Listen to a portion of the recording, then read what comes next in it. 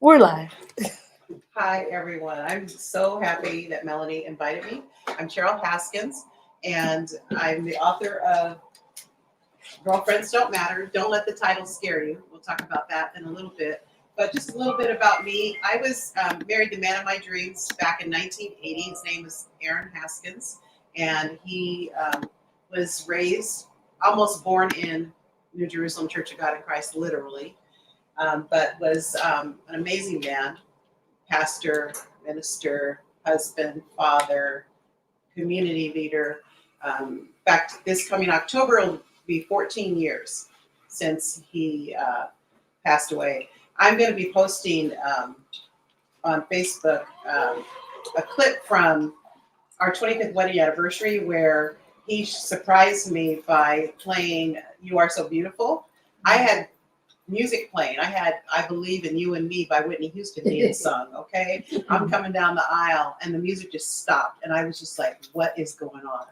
And then all of a sudden he reaches over and picks up his saxophone. He starts playing You Are So Beautiful. So I have this little clip that I'm going to post on the anniversary date of his death. And what I'm going to ask is for people who have just a great memory they want to share about Aaron, that to do that. And not for me, because I have lots of memories, but for my grandkids who were young when he passed away, I want them to be able to see the kind of person he was through the eyes of the people that knew him. So if you see my Facebook during that time, please, if you knew Aaron, please write something about him that you remember, because I want the grandkids, especially the ones that were like 3 and 4, to know who their grandfather was.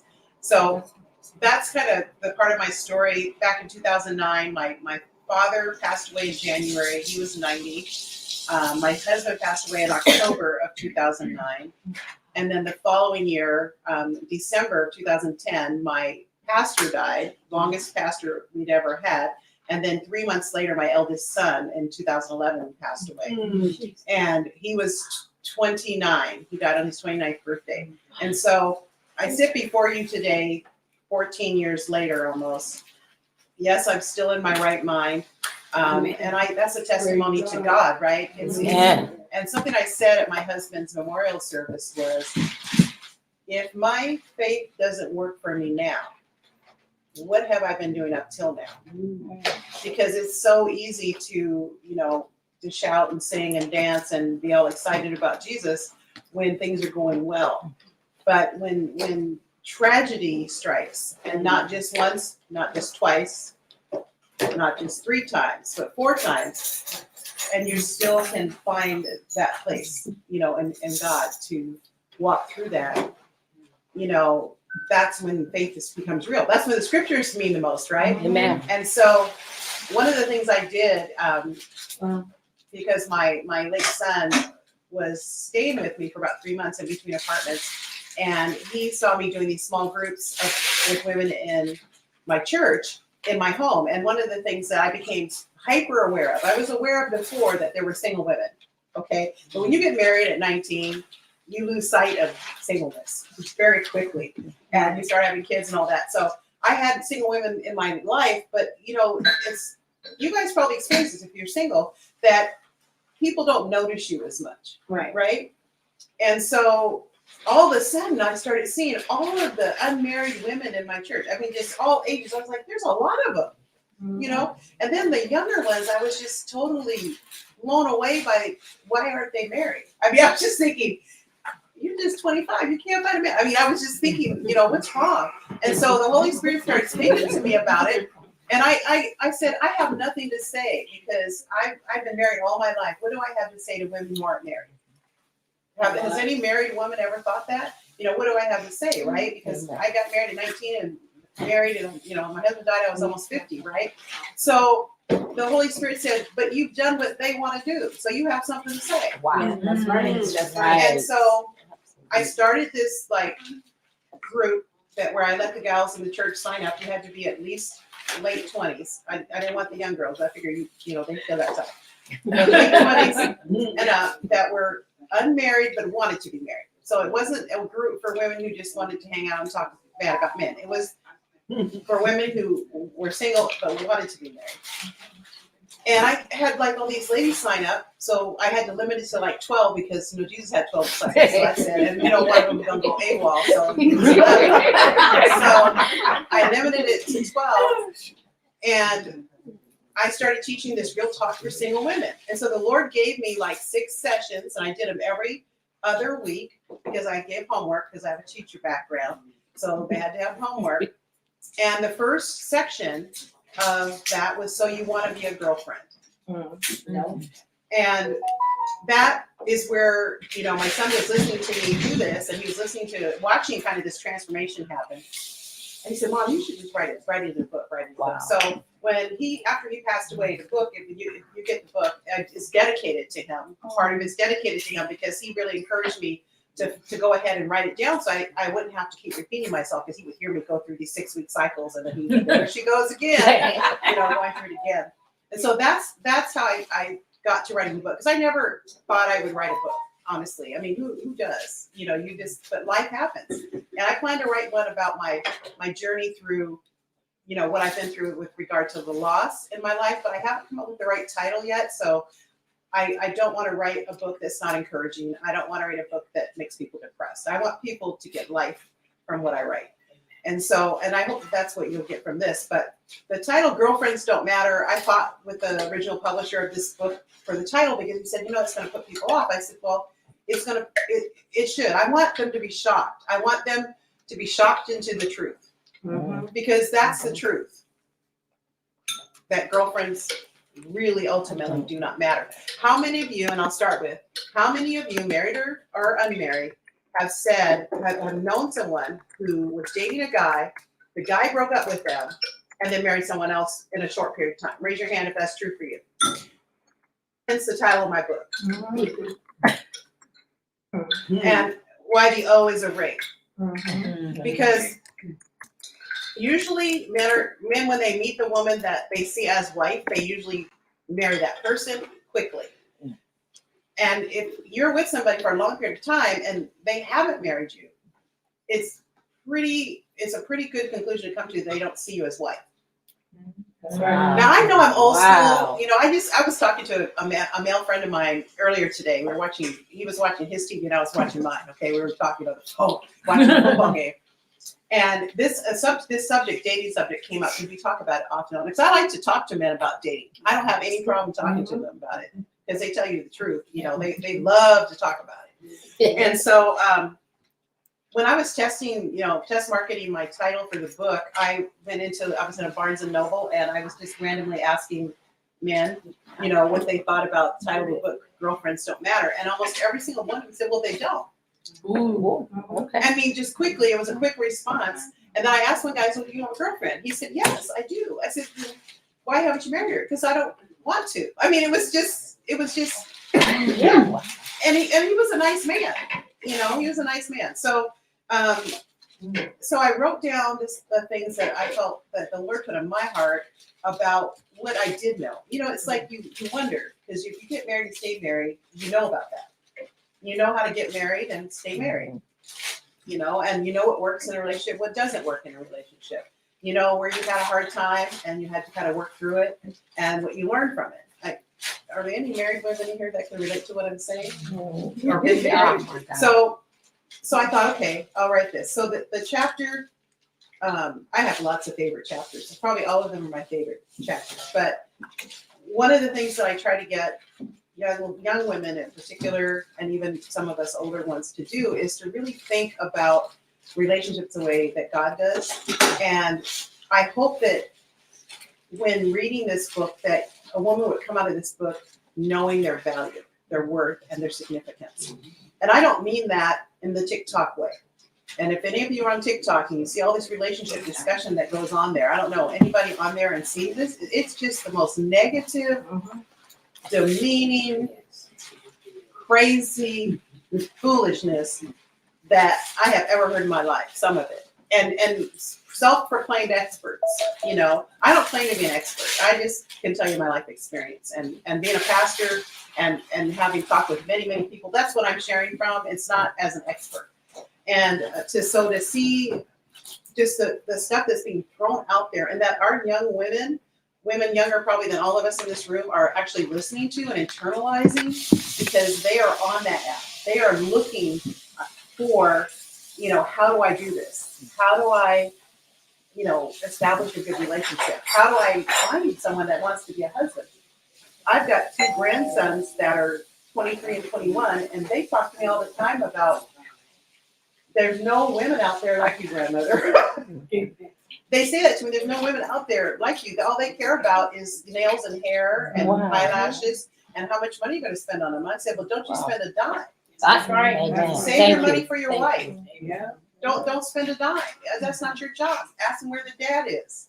Yeah. Or tell them they should have a job. But that's not your responsibility to care for women that are not your wife. And I'm not saying how to properly date. That's a whole different thing. But I'm just saying, just in general, the demanding spirits that are out there is just so off. Does anybody know about this besides me? I know. I'm a boy mom, so yes. So it's so disappointing to me because they're such great guys. I mean, my grandsons are great guys. They're tall.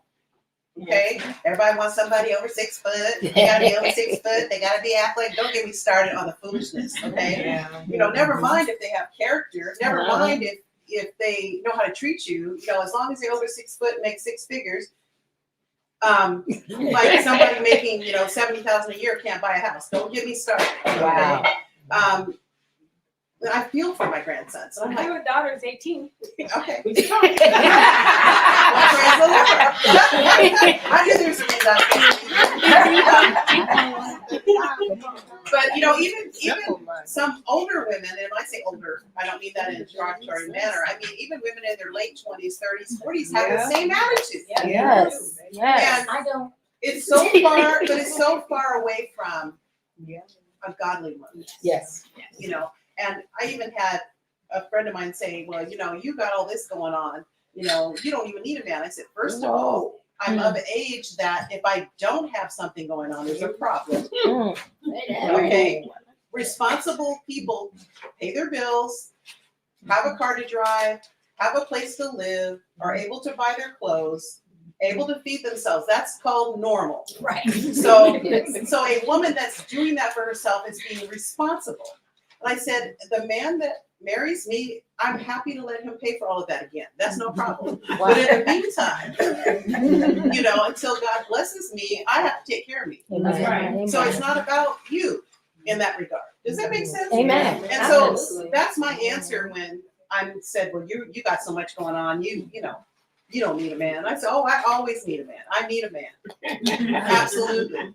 Okay. And once he's my husband, I'm happy to have my money to be extra. No problem. Whatsoever. I love it. I'm all in, 100%. I'm with So these ideas, when you talk like this, it's very, it can be off-putting to what's going on in the normal society.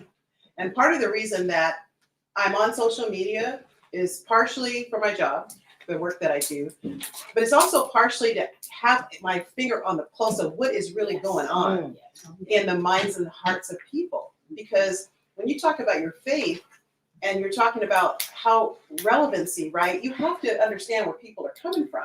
You can't just talk and not have understanding. All you're get some understanding about what people are up against and what they feel are the biggest obstacles. So I love engaging. I'll tell you this story and then I'll get more into the book. This is when I first got on TikTok, and it's my grandsons that talked me into this, by the way. They set up the account on my phone and everything. So they talked me into it. So I'm on there, and there's this man on there, and he's doing this, why don't women cook and clean anymore? And I'm just thinking to myself, I thought it was hilarious because I did cook and clean. I did that for like 30 years, and we were just getting to the point where nobody was going to cook and clean. He gave me a housekeeper for Christmas. In 2008, he said, now you get somebody to come and do this for you. So it wasn't, to me, it's like, yeah, I know how to cook and clean. I'm happy to cook for a man that's committed to me, i.e. ring on my finger, no matter what time of day or night, you can wake me up, I'll get up and cook for you. Wow. Because you take care of me. You're my man. But if you're not, Do not hold your breath while you wait. Now, I have references I can give out if you want to verify that I know how to cook, but I'm not going to be doing that on a regular basis for a man that is not my husband. I'm just not going to do that. So this guy was on there, and he said, "Why don't women cook and clean?" So I request to get in on the, become one of the panel members. So I'm like, my username on there is Baby Boomer Dix. You would think Dix is part of my main name. That we used to call each other by our last names. Military people know how that is. That's right. In high school, so my girlfriend group, we called each other by our last name. And Baby Boomer is my generation. I thought but people don't think anymore, so they don't get 1 and 1 and get 2. They get 27. Well, Baby Boomer, we don't know what that means. So he brings me into it, and I said, well, I think that cooking and cleaning is great. I said, but I don't do that anymore. I'm older now, and I do cook for myself and clean occasionally, but I don't do that. And well, how did you even get married? And so I was making too much sense for him. But I give the man credit. He had enough respect not to cut the live off like he's done with many other people that I've seen before. He just ended it nicely. He's like, well, you're just not the norm. And, ma'am. Ma'am. I said, thank you for being so respectful. He goes, quit smiling at me. It was so funny. And so he ended the live. And so I ended up doing a TikTok about him ending the live on me that ended up getting a lot of views because people were like, yeah, you were making a lot of sense. I go, yes. And I think as women, especially women of faith, we have to believe that we can make some sense and not to give up the idea that no one can relate to what we're saying. I've had a couple of men tell me that my thinking is ideal. And I said, it's not ideal. I've lived it though. And I said, I think it's unfortunate that you believe that it's not possible to find a woman that thinks the way that I do, because I know lots of women that think like I do. But you're not looking in the right place, or you're not bringing that out in them. And so this book, I think men can get a lot out of it too, by the way. I think they'll read it and go, yeah, that's what I'm looking for. No. So the chapters in the book are a lot of fun. And one of my favorites is called Desperate Wannabe Housewives. And that chapter is probably the longest one, and it took me the longest to write. And what it's about is all of the things we do as women to become a wife prior to being a wife. There are actually wifely things that are not appropriate to do with a man prior to being his wife. And the most obvious ones that come to mind, especially for Christian women, is sex. Well, that's only one. That's only one. Mixing finances. People can't somehow get to work because their cars broke down. And my response to that is, however you're going to get to work before you met me, use that method. Yes. Because my That's vehicle, Amen. the insured party is me. That's right. And if something happens to my vehicle, who is responsible? You are. I'm responsible. And if it has to be fixed, who's going to have to pay for it? Me. Whose insurance is going to be impacted? Mine. So I'm not trying to be mean, but no, you don't have access to my car. Right. And then smile. And so I know people right now whose boyfriends are driving their cars. Wow. We all come on. Don't act like you don't know. Yeah. Okay. And I'm thinking, why would you take on that financial liability? An accident where someone can be injured. You're taking on a whole lot of risk for Come somebody on. That's right. that is. I'm sorry. That's a lot of risk. Yeah. Another area, because women tend to like college and education and learning new things, is to allow men to use your education, use your skill set. Like, oh, maybe you could help me with my business plan. I said, well, I charge for that. I love it. My husband could use my degrees, everything I got up to the max. I'll stay up all night. What you need, babe? I got you. But a man I'm just dating? Wow. And sometimes, you know, you hear in modern times, you hear stuff like, what you bringing to the table, Yes. Yeah. okay? Well, I'm telling you right now, in Desperate Wannabe Housewives, you can answer the question. You're bringing your physical body to Come the on. table. You're bringing children to the table, and not prior to you being my husband. You're bringing your intellectual property to the table. You're bringing your education to the table. Mm. You're bringing your loyalty and dedication to the table. And if you're working to make some money, you might be bringing that. It's extra, but you might be bringing it. It's vacation money, okay? It's not, you know, living expense money that you bring in, but you're Wow. bringing the extra so we can, you know, go to Paris and stuff, Yes. okay? But there's a lot of things in that chapter. You're bringing your spiritual commitment to the table. You're bringing your prayers to the table. Yes, come on. Mm. So when you understand who you are as a woman, you're not willing to, I believe you shouldn't be willing to lay all that out before somebody prior to them bringing their stuff to the table. Yes. And that's what that means is to me is a marriage commitment. Right. Because commitment, even engagement, you know, because we have forever fiancés. That's one of my things in the book. We have people who get engaged and think it's like being married, but think about engagement. What is it that you're being asked? Will you marry me? Yeah. And you're saying, yeah, I'll marry you. But it's just a promise to commit. It's not the commitment. Wow. And that's why you can break an engagement and not have to go to a court to do it. Mm-hmm. Because it's a promise to commit. And that's a great step, by the way, to get engaged.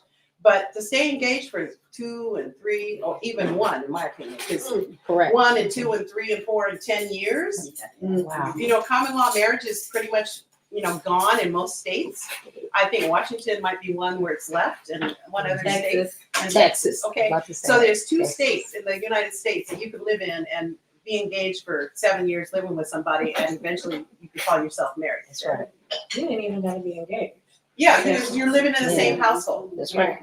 So, Some papers coming there, that's your look. yes. So, but that's not the norm anymore. Wow. You know, those days are long gone. So, you know, engagement is a fabulous step, but it's a promise. It's not the actual commitment itself. And when you start talking about commitment in that context outside of a church or a spiritual environment, you know, there's many people that will say, you know, what's marriage is just a piece of paper. Wow. I said, well, in some ways you're right. You know, you do get that marriage certificate. I said, but it's also a commitment and a covenant before God as well. And I said, if it's just a piece of paper, why don't you just go get one? All right. If that's all, if it's just a matter of just, you know, formality, we'll formalize it. Ah. I mean, doesn't that make sense? If you're living in the same house, you're sharing all your money, you share children together, you're doing everything married people do. Then I don't get it. If it's just a piece of paper, we'll go get the paper. You can go down to the courthouse and do that. You don't even have to have a wedding. Go get the paper. Wow. So we have to reclaim first who our value as women. We have to reclaim what the importance of marriage is, you know, why it's special. You know, it's a special relationship. And then as married women and married men in those relationships, we have to keep them special. We can't give into the world and act just like them when it comes to that relationship. I was talking to a man earlier today, the same guy, and I was saying why marriage is so special. And he was really struggling, not struggling with the idea of it, but just that it's even possible. So it's not just us that struggle with those things, but men struggle with it as well, especially in the society in which we live. So Desperate Wannabe Housewives is one of my favorite chapters to read. I have a section in there called Just a Piece of Paper, by the way. And then I have a chapter called number 6 called Silly Women. Ah. Oh, wow. And really, honestly, it is our peers out there in the church and out of the church, by the way, that Wow. behave this way that make it difficult for all of us to. Because, you know, we have, I like to say to men that they actually have a lot of power in relationship at the beginning, God is really great at balancing things, right? Amen. He brings balance because they initiate. They can initiate, but you get to choose. You know, someone can ask you to marry them, but you don't have to say yes. You can say no, right? Amen. So we do get to choose, but they initiate. And there'll be people that'll ask you that you say no to. Not necessarily to marry you, but even to date you or even to be in your presence or whatever the deal might be. And you say no. But they're the initiators. And I think, you know, we need to be prepared that it may not be a yes. We can't be so desperate that we say yes when we should say, no, thank you. I know God has someone for you. You know, Wow. and not be mad at them. Mhm. But I love that chapter. Any questions? Because I could go on and on. I love the content of this book. Just to give you some testimonies, I did 8 groups over a 2-year period, and I think it's like 38 weddings. Wow. I think I officiated 2 of them. Wow. There's one lady that got divorced.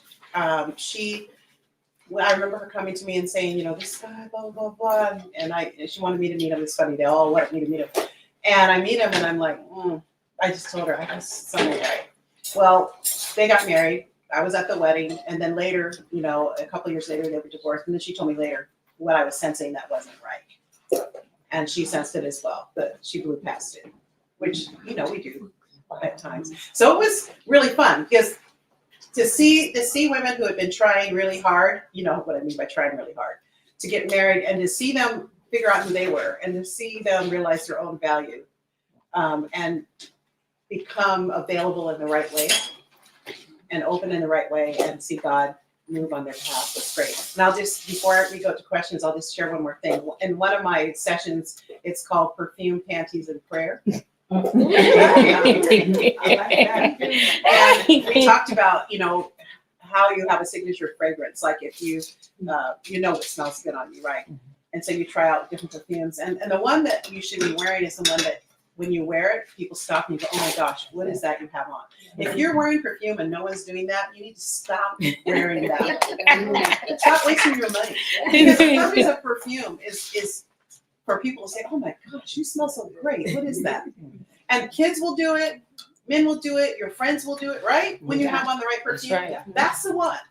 Just so you know, it's mixing really great with your body chemistry, your natural chemistry. That's the one. If you're not getting no compliments, you need to go to the store and you need to get 3 or 4, you know, a consultation, and then you try it until you get compliments and to get the samples. Don't, you know, Wow. go to Nordstrom's or Macy's or somewhere where they give you samples. But it was called Perfume, Panties, and Prayer. So we talked about that. I said, if you don't have a fragrance that people stop you and say, my gosh, you smell amazing. I mean, strangers. Mhm. Have you had that? I've had that happen. Oh, Have you had yes. that happen? Then you need to get one. But also recognize there's a spiritual fragrance that you have.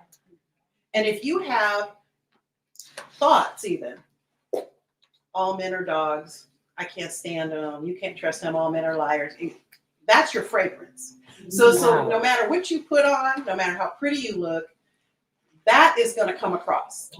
So if you have a negative attitude towards men, I'm not saying you haven't had negative experiences with men, but and it's a particular man or 2 or whatever. But if you have a negative attitude towards men in general, you can't cover that up. So we talk about perfume in that regard. And then panties, you're wondering where that comes in. I bet. It's really simple.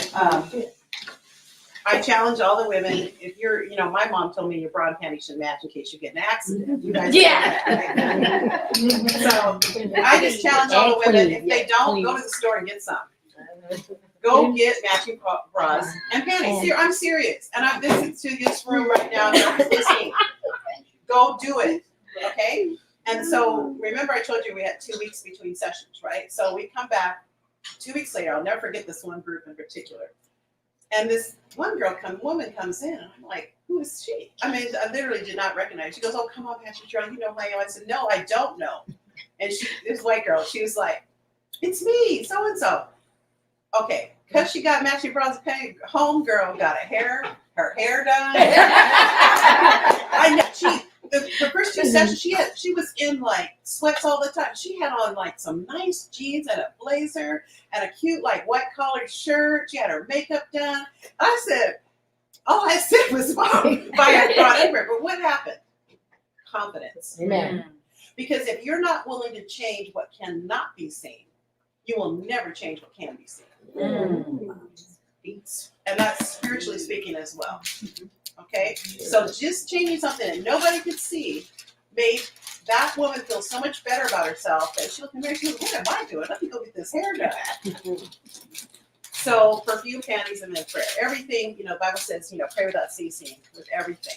Prayer and supplication. Right? You got to pray about this because it's a transformational process in recognizing you and valuing you and loving you.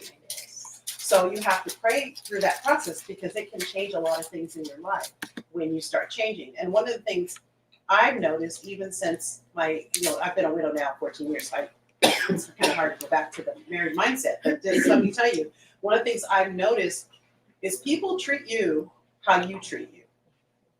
If you value yourself and you respect yourself and you love yourself, then more than likely people are going to love you, value you, and respect you.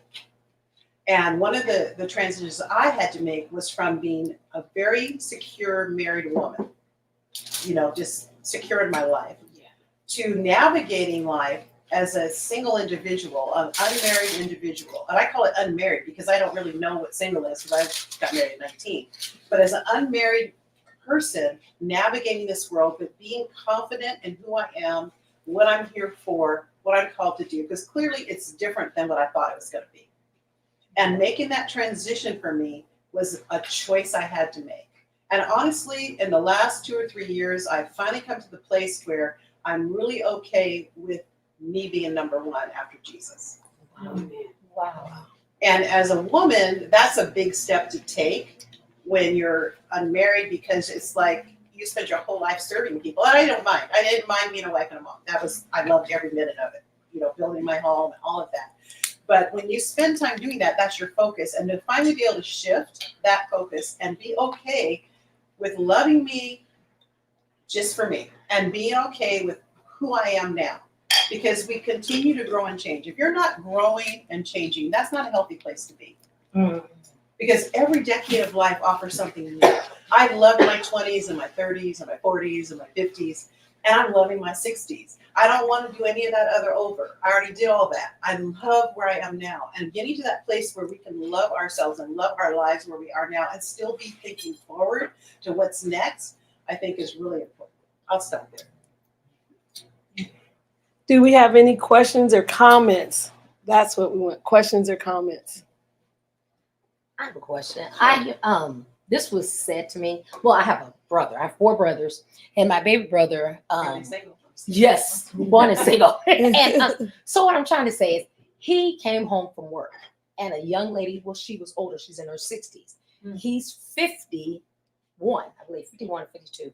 And he was saying that she gave him all this food because you were talking about cooking and food.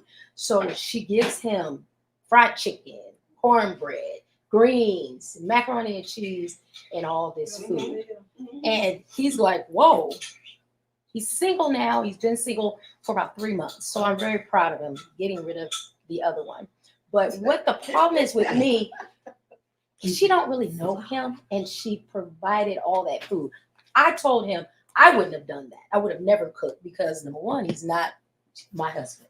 So in that, I hope she likes you, or does she not like him? What was that? Giving him, I didn't like it. It kind of bothered me because now I'm trying. I don't know. You just said something about cooking, so it kind of got me. Well, I think cooking is fabulous. It's a great way to minister to a man. It's a great way to. My mom always said, 3 things. Take care. Don't be irresponsible with the money. Sex and food. They're pretty basic. Yeah. And I don't have a problem with cooking. I mean, I've cooked for men who are not my husband, but I'm not doing any of that on a regular basis. Is what I'm saying. But I would never. I would never do that. Thank you. I mean, either. That's what I'm saying. For a man, and he's only been single 3 months. First of all, I would never do that. Period. Okay. He would have to let me know he liked me, or I'd have to be mutual, and we'd have to know each other. go out a few times and get to know each other and that type of thing before I turn on the stove. Yeah, thank you. Okay, so my instinct wasn't off. 'Cause it kind of. I mean, that kind of sense. That's hey, I know you're single. I'm available. I can cook. You know, and if men like food. There's no Yes. doubt. I'm sure he ate it. Oh, yes. I have a question Yes. about dating with all different age categories, with all different categories of women that are single, women that never been married, women that have had children before marriage, women that are widowed, because there's so many different categories Yes. and so many different ages and so many different experiences. I know women that have never been on a date, never had a boyfriend. So you have all these different categories. And so how do we minister to those women when it comes to dating? I think gatherings like what you're doing are really important because you have women that have experienced all the things that have dated. You have women that have been married. You have women that have been divorced, widowed. All the categories you mentioned, had children before marriage, had children after marriage. All of those categories you have. And I think gathering them together and then talking about dating is really important because it is different depending on where you're coming from. A woman who's 25 who has no children dating is different than a woman who's 35 and has 2 children that's dating, that's divorced, or dating that's never been married, Right. or dating whose husband died. And they still all have 2 children, but their circumstances and life experiences are completely different. And so the approach, I think we can say there's some basic rules that we don't need to really talk about them here. I think we should know what they are, right? But you can definitely go over that and say, here's some guidelines for, you know, how you view yourself. Right. You know, there's certain things I'm just not doing, period. End of story. Right. Not doing. That's good. But at the same time, there is a way to be as a single woman versus a way to be as a married woman. And can I just say this Yes. last thing about that? That's an adjustment I've had to make. Having been married almost 30 years before becoming a widow, I was used to having no boundaries with my man. You know what I mean? No boundaries. Hug, kiss, you know, any kind of way. Hug them in the front, hug them in the back, hug them on the side, pinch their, you know, behind, whatever.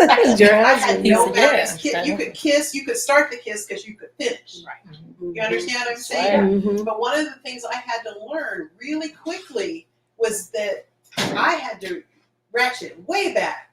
Wow. Even from the amount of smiling I did to the eye level of eye That's what I want contact. to get to. Because when Yes. you're married, you don't have any of those boundaries. And then you can be free even with other men. I don't mean being flirty, but you can be freer because they know you're married. And that and even if they Correct. think you might be flirting, you're not because you know what I'm saying. Yeah. And so I had to ratchet way back. It took me a couple of years to actually get where I needed to be with it because I wasn't used to that. I wasn't accustomed to that. So I think those are things that Yes. we can help each other with, right? Yes. And learn how to let men know you're interested in an appropriate manner without going over the line, whether it's on purpose or not.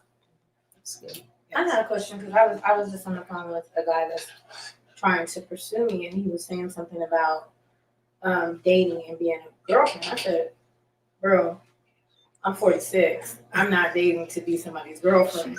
Like I'm going to be somebody's wife. Like, Yes. that's where I'm at in life. That's, you know, I'm living a whole different way now." And he was like, kind of taken aback, and he was like, "Well, you know what? I like the way that sounds." But I said, "Are you saying that you like the way that it sounds because I'm saying it, or are you really on the same page as me?" Because see, I'm not here for imposters either. If I'm stepping into the room, we're stepping into the room together, and we're going to be on the same page. Because where I'm at in my spirituality, it's about me and the Lord, and wherever the Lord is leading. And if He's leading me to date you, and you're serious, then He's going to let me know immediately. So how long have you known this person? I've known him for about 4 years. Okay, so you've known him long enough to talk to him that way. I would just say that that's a little direct for somebody you barely know.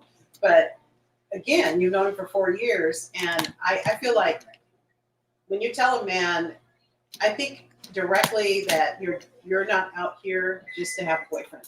I've said that. I had a man tell me one time at a first encounter at a restaurant that how faithful he'd been to all his girlfriends. I've had like 3-4 other girlfriends, and I was never cheated on any of them. And I let him talk for like 5-10 minutes, and I thought he's trying to impress me. And then I said to him, "Well, I'm not aspiring to be a girlfriend." I smiled at him. I said, I love the smell. "That's great, but I'm not aspiring to be a girlfriend." And naturally, we didn't go out again because that's what he was looking for. Yes. You can find out pretty quick if a man is looking for more than a girlfriend. And I'm not saying a girlfriend's a bad thing, but at my age, I don't want to be anybody's girlfriend. That's right. That's right. I want to date a man who's as serious as I am about seeing if he might be someone I would want to marry. Just like he should be serious about seeing if I'm the kind of woman, right, that he might want to marry. And you can do that pretty quickly. It doesn't take long. It doesn't take long for someone to do something that you realize you can't live with. Wow. Because that's the only question you should be asking yourself is, if they do something, can you live with it? Because you shouldn't be thinking you're going to change them. Right. That's great. Mm. That's so good. And Because they're not changing you. no. So why are you trying to change it? I mean, women do that. We do that because we get that nurturing thing going. And, Yes. oh, if he just gets with me, he's going to do this and that and the other. And oh my gosh, I'll be able to do this. Only thing he might be able to change is his clothes. Maybe. I hear that. But a man doesn't have any style when you meet him. That's right. He doesn't have style. That's And right. you just have to decide if you can live with it or not. That was I said mean, to me. seriously. I That's mean, right. That was actually said to me. My husband, we were married 30 years, September 11th. And I remember he was Air Force. He came to our church very thin. My husband's 6'3.5", and he's really, really skinny. His pants were always high water jackets. It was like this. And then he wore NC Hammer pants. I was like, oh no. Missionary Tony Henley that goes to our church said to me, Tabitha, that young man one day is going to be the sharpest man ever once you get a hold of him. I go, what? Now today, my husband is the sharpest. And I make sure when he walks out the door, oh, come here. And I look at his shoes, make sure his shoes are okay. But you're his wife. Everything. Yes. And so what I'm saying is that you married him before that. Yes. So you had to be in a place of acceptance that this is who I'm marrying. Yes. Whatever he becomes, he becomes. We all grow and change. Correct. Right? And when you're young, you grow and hopefully grow up together and grow together and influence one another and encourage one another, right? That's right. And you grow and you develop and you become amazing dressers. Or whatever the thing may be.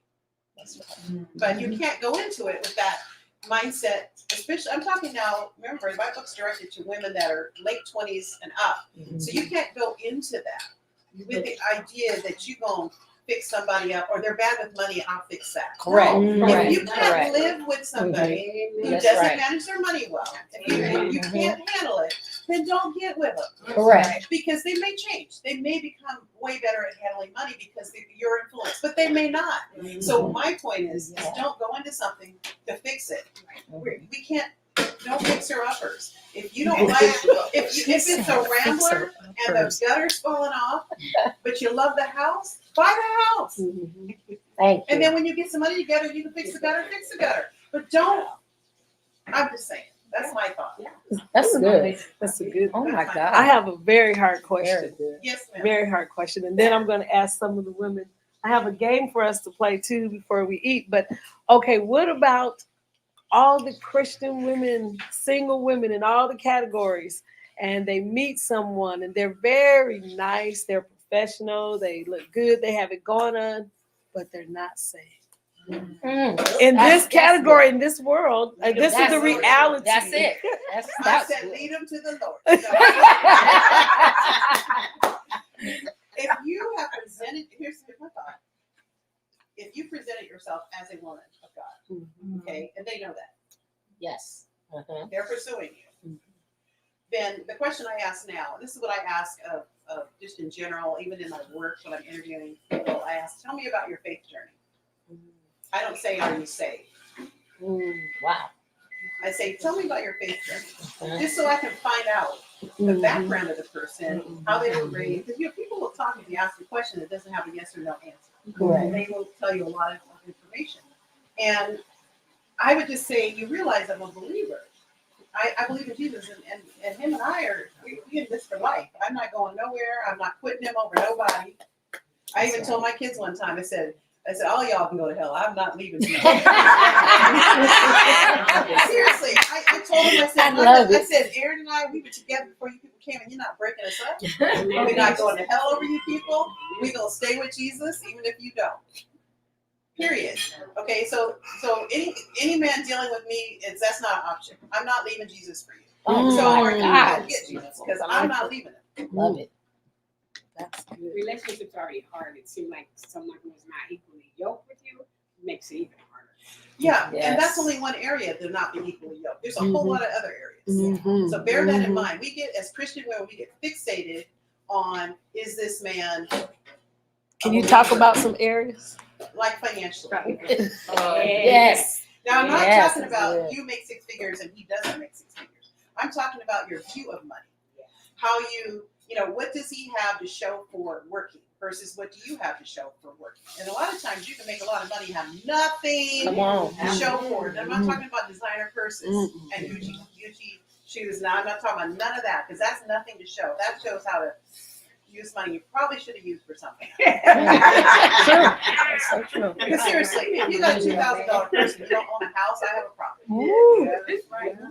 Or a whole But I vehicle, don't want to have. I have a problem.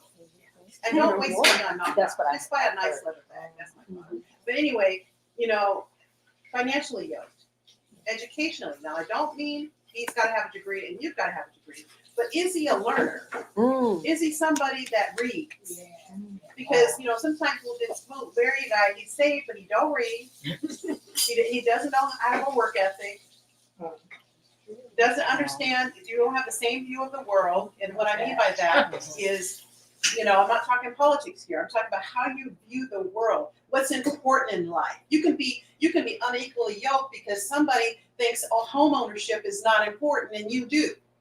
You're unequally yoked. Mm-hmm. You're always going to be frustrated or trying to force that man into buying a house, or you're going to just give in and live in an apartment. So there's lots of ways to be unequally yoked. So it's about, what do you have in common, and what are those things that are like deal breakers, right? And being a believer for me is not being a believer is a deal breaker for me. You can have a whole lot of other things going on, but it doesn't mean he can't become a believer. Because let me tell you this story. Gal they've been married 33 years now. She was broke down on the side of the road, her car on the way to church, and this black man pulled over. She pulled over, helped her get her spare tire on, got her phone number to follow up, and was not a believer. This girl is down for Jesus. Okay, Jesus is coming out every other word. Oh, the Lord sent you as an angel to rescue me on the side of the road. And he's just like, whatever, let me get your tire on. She invites him to church. She tells him, I'm not dating you, but you can come to my church. He comes to the church. He gets saved. A year later, they get engaged. They get married. And they've been married 33 years. Wow. Yes. It was an angel. Yes, it was an angel. No, I'm just saying Guardian that angel. it's not a matter of, the intention. That was good. Is that, you don't have to see them as a boyfriend. If someone's interested in you and they like you, you say, you know what?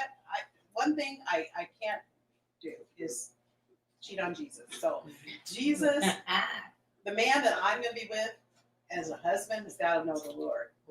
Period. In the story. Love it. But I like you. I like you. Ooh. So I'm going to invite you to church. We're not going to date though, but I'll invite you to I church. love it. Yeah. And I think in these settings, what I love about your questions, your answers rather, and the questions that we're doing, that even though some of us are married and we all have different stories, we have women that we have to minister to. And I think that's what we forget, because we just want to tell them our story, and our story might not be the best story, or might not work for you or you or you. But when we're in an open forum like this, and where women are hearing this, now we can go and minister, because we're not in 1970, we're not in 1980. The world is different. Yeah, 1950s. The world is different. God never changes. That's our foundation. But we're dealing with a different type of women. We're dealing with women that have been out on drugs, alcohol, women that have been abused. Not saying none of that happened then, but we didn't know about it. Some of it was in secret. Some people that say church hurt, and I don't like to put it on the church, but individuals that hurt them in the church. All all these have to do with relationships. And I think that sometimes it's good to have a mixed setting with all different types of situations, because then we'll know how to minister. And that's where I think where we've dropped the ball, that as first ladies even, or as women that are in leadership or mothers of the church, a lot of us don't. Back then, I know the mothers didn't want to share their testimony because they didn't want us young women to know what they have been through. And so now we're trying to figure it out. Like my mom was very open, so she shared a lot with us, and it was easy. But there are a lot of mothers that weren't open because of circumstances. A lot of mothers in the church, they didn't want them, the young ladies at my first church where I was at, and I was 28, the mothers never wanted to tell us because they felt like what you don't know, I don't want you, I just want you to see me saved, sanctified, filled with the Holy Ghost, sitting on the front row with my white on. And so I would come to the young women from a different angle. Wow. I want to hear their stories, and I'm going to tell you my story. Now, a lot of people don't like doing that, but I know women have got delivered from hearing my testimony. And the Bible just doesn't limit us to the good testimonies. We need to hear some of the bad, some of the things to help. And I think with these settings, we open up a little bit more to help encourage. I just wanted to know, I heard you speak. You minister to late 20s and up, pretty much. Yeah. When you talking, we got women who are much younger going through things that we would never experience. Yes, that's so good. Yes, That's good. Part of that is under a certain age, well, maybe not today. I'll say a lot of women are still under the influence and should be of their parents. Mm-hmm. Yep. And I never want to, I'm just going to say it in that case, I never want to come into conflict with what their parents are saying to them, especially in a faith context, right?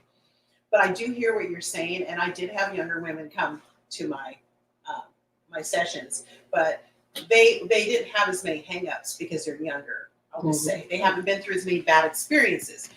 Not that they haven't had them, but they haven't been through as many of them, and so they still have a little bit of hope.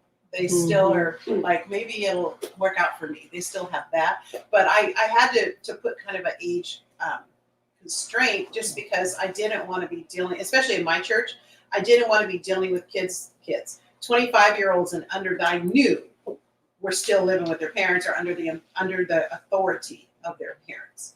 So, but the material in this book, I think the younger you get it, the better. In fact, my little granddaughter was like 10, and she was sitting in the back of my car one time, and I had the books in the car, and she had it open. I took a picture of it with her holding the book like this, reading it, and I put it on Instagram. I said, "Is it too soon?"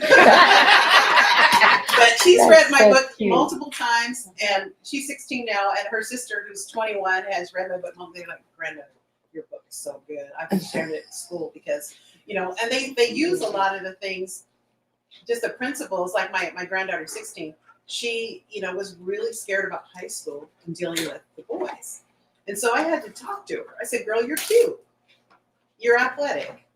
You have a lot of things. You're smart. So boys are going to like you. They're smart because if they like you, they're smart. Okay. But you need to learn how to handle that now. You have to learn how to handle that attention now.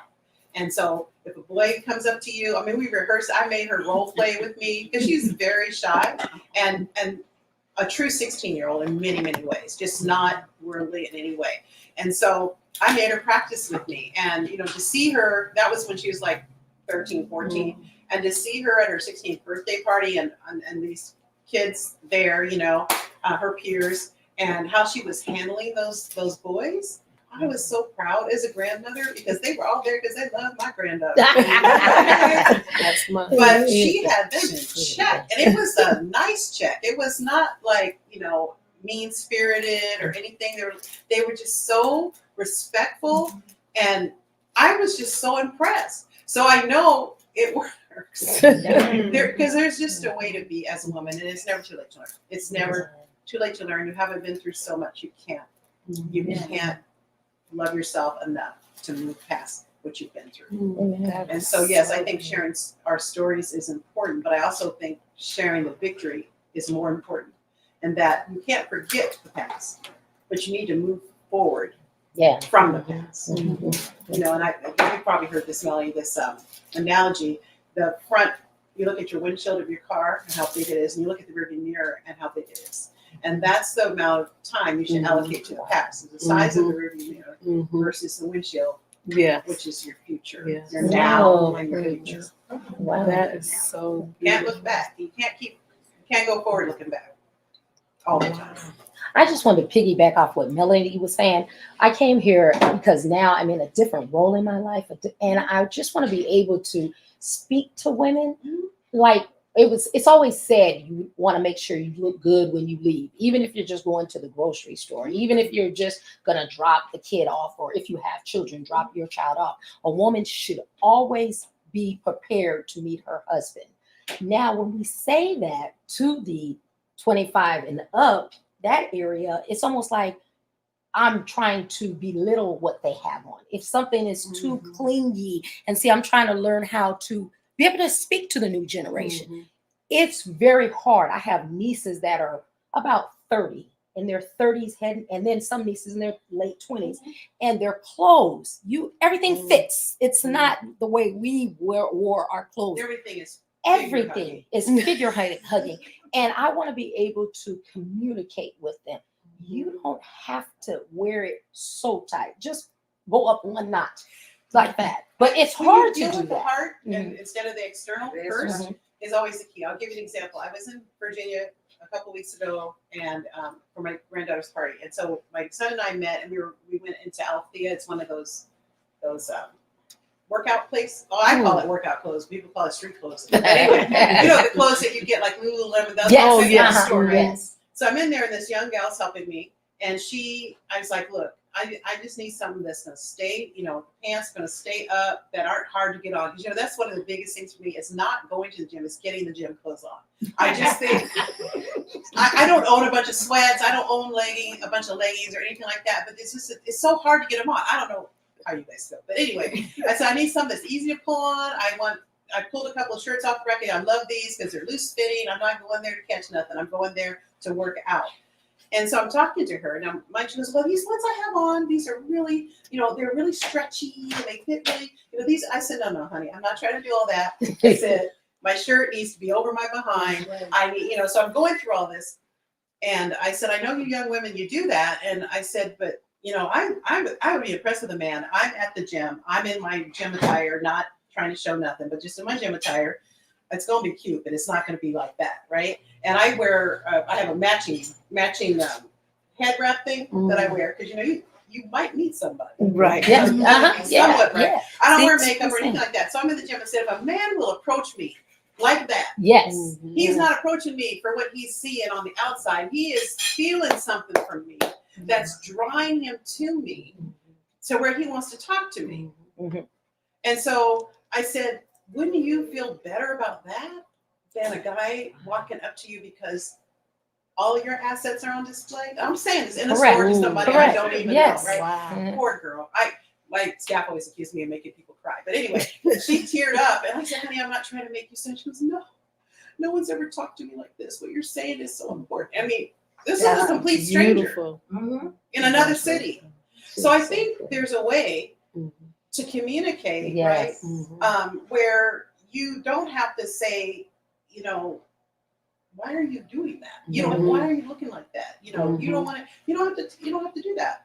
I just think that when you reach the heart, what comes from the heart goes to the heart. And always the outward is a reflection of the internal. Correct. It's not you can clean it up on the outside, but y'all is from Kojic. Yes. Yeah. Yep. Okay, I was in Kojic for a long time. And you can clean it all up on the outside, but the inside can be rotten. It can be rotten. And it's only a matter of time before that manifests itself in some way. And it may not be in how tight a dress is, but it'll be in some other way. Right. Correct. It could be a mean spirit, nasty attitude. Yes. So if our heart's in the right place when we're talking to these young women, then what comes from the heart will reach the heart. Wow. And then be an example.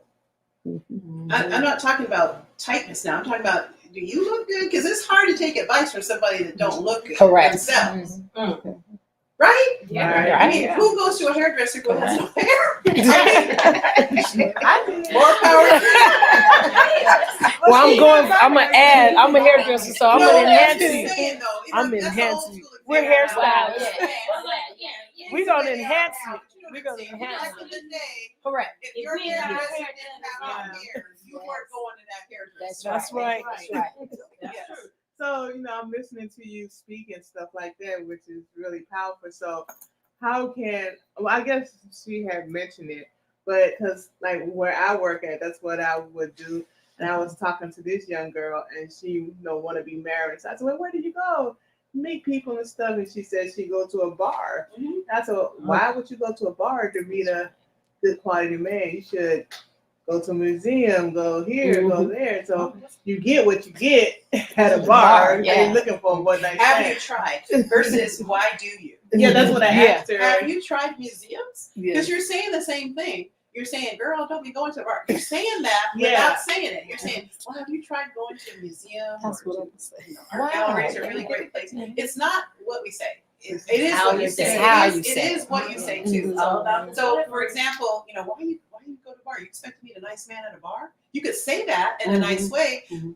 but you could say, I've heard some stories that there are some really, really good men at museums. You might want to try that.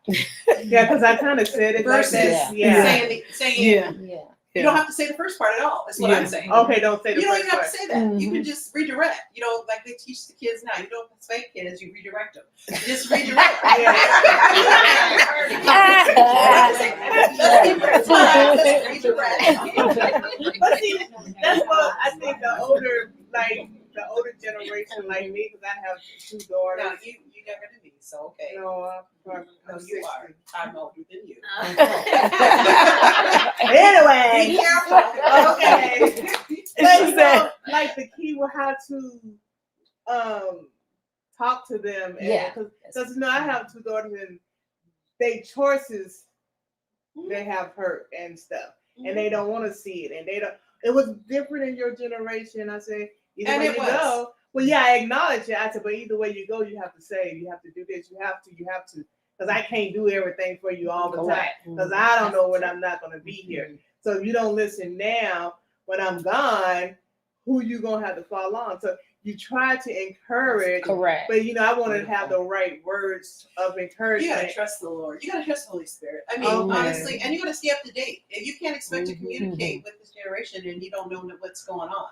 Oh, I know. I know. To think of another analogy is that you don't have a smartphone. Okay, you don't have a smartphone. Okay, I'm just using this as an example. I don't know what to say to you because Mother has the one. reality is, Y'all crazy. seriously, don't you agree? When these kids, these young people today, I'm talking. When I say young people, I'm old now. I'm 62. I'll be 63. Baby. These people, half my age, they don't know anything without a phone. That's And if true. you want to be relevant in their lives, you need to know something about what they know. Now they can teach you. I didn't know how to get on TikTok. I said, handed my phone to my grandson. right. Set it up, honey, and then show me how to work it. Yeah. And my son gets me a new phone every other year because he wants to be able to communicate with me in the way he wants to communicate with me. Now I could keep the same phone for the rest of my life, but no, I got to do that. I'm still working. That's another reason to stay up to date. Even if you're not on the social media, you should know about it. You should know about Instagram. You should know about TikTok. There's some new ones that my grandson is trying to teach me about. You should know how YouTube is used. You should know that if you want to be able to communicate, even if you aren't on it.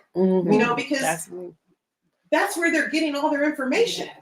That's where they're getting, how they should look and how they should dress. Correct. People go on TikTok. I don't know if any of you watched the TikTok hearings that went on. Maybe 6-7 months ago. The CEO of TikTok was, because they were trying to get TikTok banned and all that. Okay. It's the largest social media app in the world, right? Yep. And you can go on TikTok and you can type a question, and there's somebody on there talking about it. Oh my How God. did I dare you, when you get home, if you don't have it, go on TikTok and say, how do you talk to save women about dating?